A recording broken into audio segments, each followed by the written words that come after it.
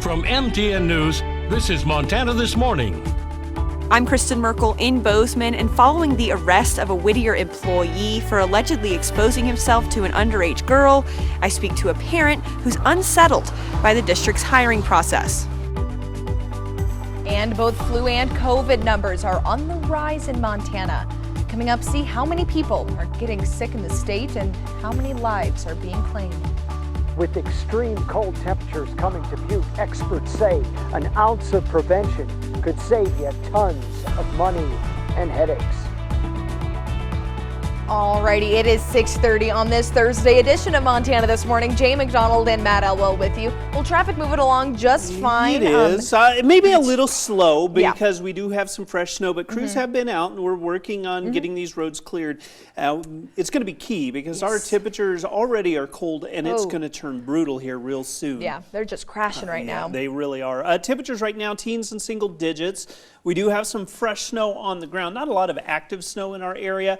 I expect to see some scattered snow showers pile in as you get late in the afternoon into the evening. As that happens, our temperatures are going to fall. So we are seeing by early tomorrow morning some very dangerous conditions across the area. You can see snow on the roadways as we're near the MSU campus.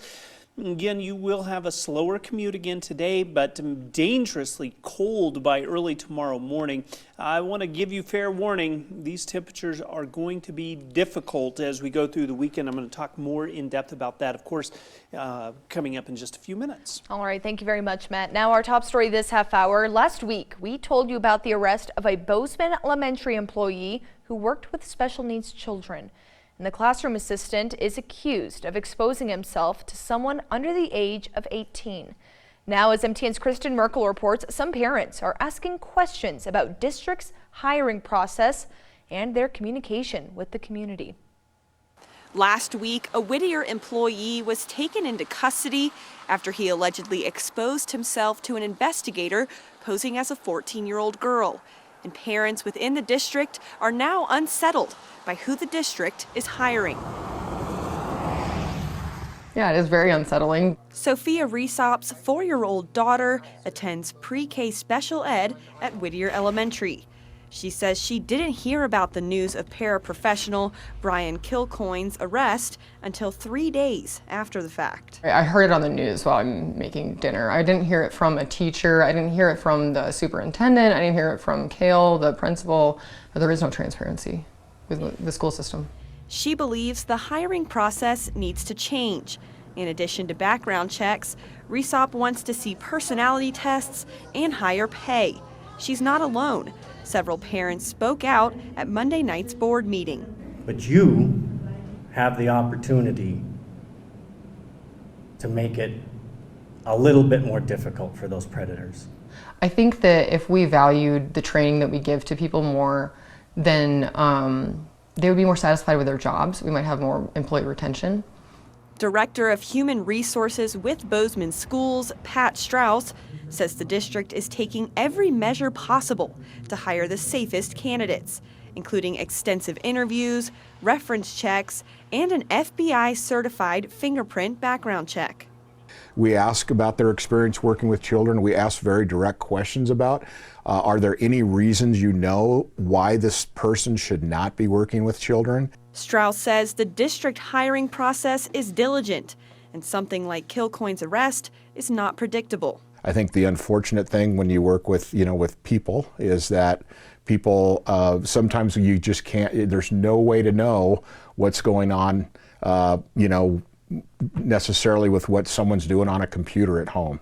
Resop says she wants the district and parents to work together to better protect their kids, whether it's through parent volunteers or a better hiring process. They are together with us, the school system is, so it's my job and their job combined. It's not just anyone's job. In Bozeman, Kristen Merkel, MTN News. And the troubles for travelers continues. Alaska Airlines says it will cancel all flights on its Boeing 737 MAX 9 planes through Saturday. Now that could impact up to 150 flights per day. National correspondent Vanessa Michanya has been covering the story from the start and is in Everett, Washington with the latest.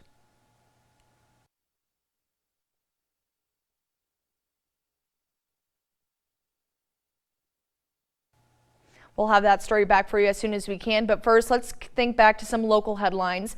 Butte Silver sheriff plans to run again for office as the county's top lawman in 2024. Ed Lester will seek a 4th term as sheriff in November. Lester has already served 12 years after first taking office in 2012 when he defeated incumbent Sheriff John Walsh. The sheriff claims he deserves another term because he works well with the other agencies in the community and developed a strong law enforcement department. I think I've been able to build relationships. That's my biggest thing.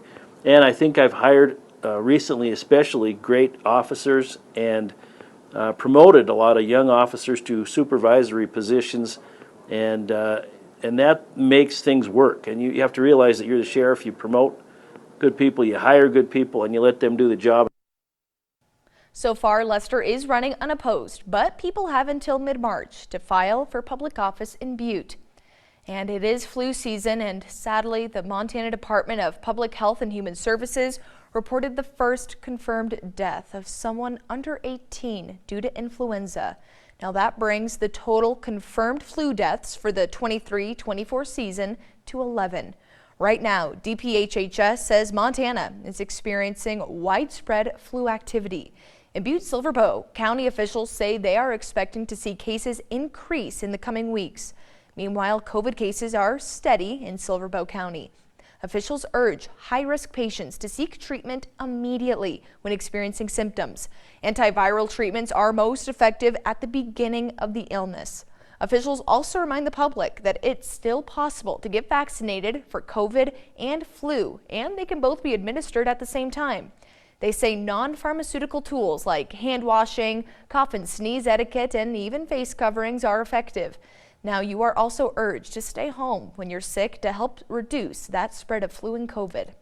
And in Gallatin City County, the health department reports 229 cases of influenza A and 57 cases of influenza B.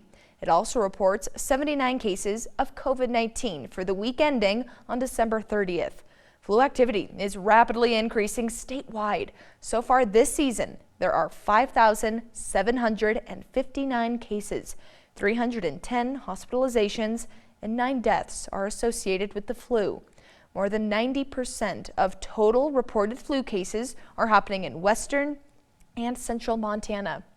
And the extreme cold can be damaging to water pipes and heating units.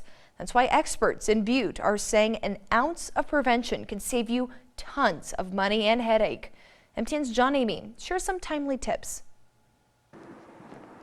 The first blast of sub-zero temperatures will be hitting Butte this week, and many buildings, including the historic Jacob House in Butte, run the risk of having plumbing and heating issues. And with temperatures falling this far below zero, that's nothing to mess with.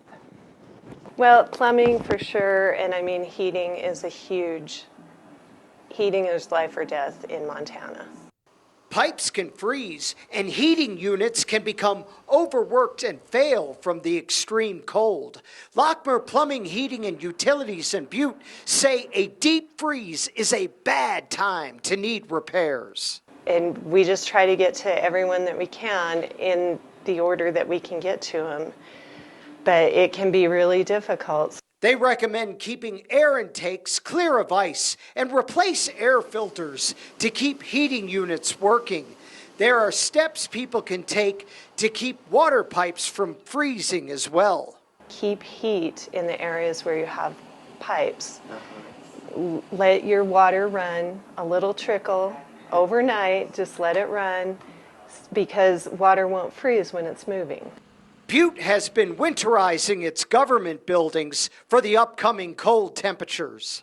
We have some challenges with the older buildings, and but for the most part, all of our mechanical systems are intact. Last winter, Butte's historic Jacob's House, which is the oldest still standing home in Butte, suffered major water damage due to a pipe burst. Repairs were made to the home, which was built in 1879 and home to Butte's first mayor. Yeah, it's a special part of Butte, and we want to make sure that all of our buildings that, it's easier to repair a few things beforehand versus having to come in and repair after the fact. A little leak can cost a lot of money. In Butte, John Amy, MTN News.